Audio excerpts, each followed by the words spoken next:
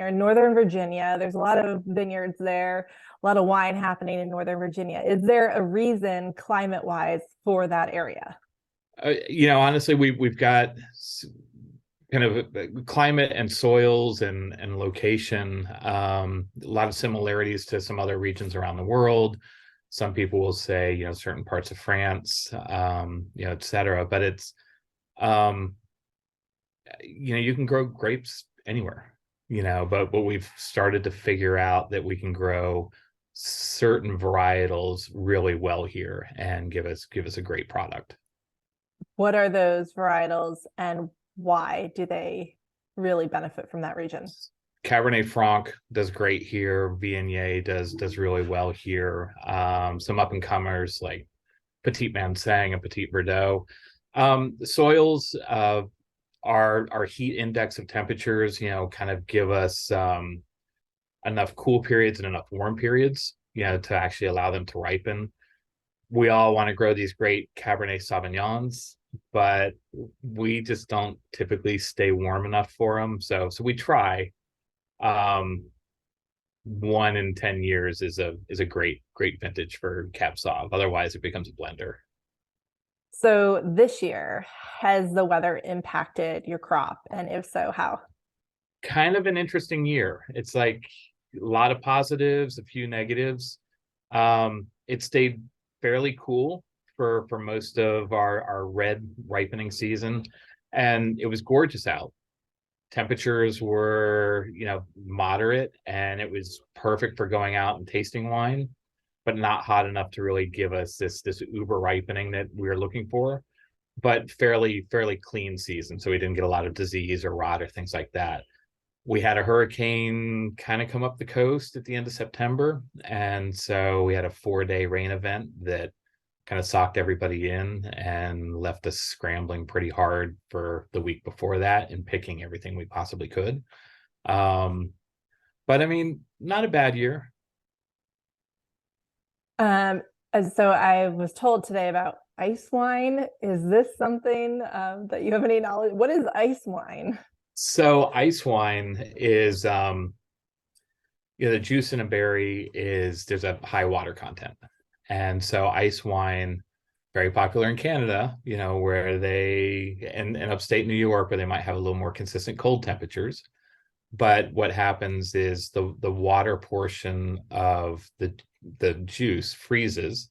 And so, you leave everything on the vine until it freezes, and then you pull it off and you press it, and you end up with a really super concentrated juice that you can then ferment. And so you turn that into wine, but it ends up with a pretty high sugar content. And so usually in smaller bottles, it's very, like super sweet, but there's some amazing ice wines. We're just not typically cold enough to do that here. I was gonna say, how cold does it have to? Is it like a hard freeze that has to last for a while? It's a hard freeze. Yeah, because Gotcha. you literally will have all that water content frozen, and so you end up with a really small yield of juice. It's almost like a syrup. Hmm.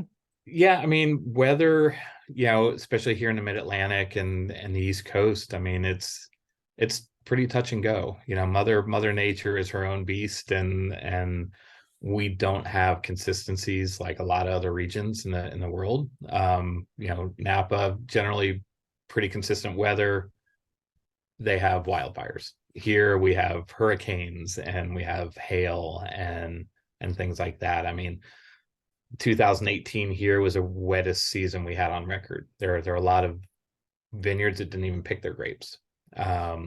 2019, the very next year, was considered one of the best years that we've had in this region in probably 20 years.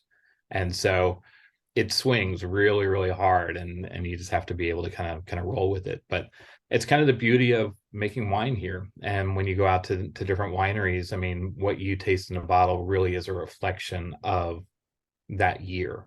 And so, in tasting room, people can relate. You're tasting a 2018 Cabernet Franc, and you say, "Remember when it rained all year?" They're like, "Oh my gosh, yeah, I totally do." So you can kind of establish those connections because people were here for it.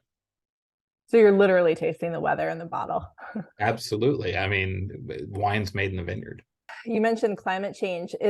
I know like in California, a change in climate could be just detrimental with the wildfires. In Mhm. Northern Virginia, is it helpful because the season is longer and you're going to get that ripeness? It's I mean, it's kind of twofold because I think climate change is, you can look at it as, degree changes. So, from 1970 to now, even if we're looking at, 2 to 5 degrees, kind of overall change, in our heat index, it's also led to extreme weather, possibly hurricanes or hail, or, for us, if it starts to get warmer in the early part of the spring and the vines wake up and they start coming out, um, it's very possible that we'll still see like a frost or a freeze event shortly thereafterwards. And so, whenever you hear, on the news and the weather, it's just like, bring your sensitive plants inside. We're going to get a frost.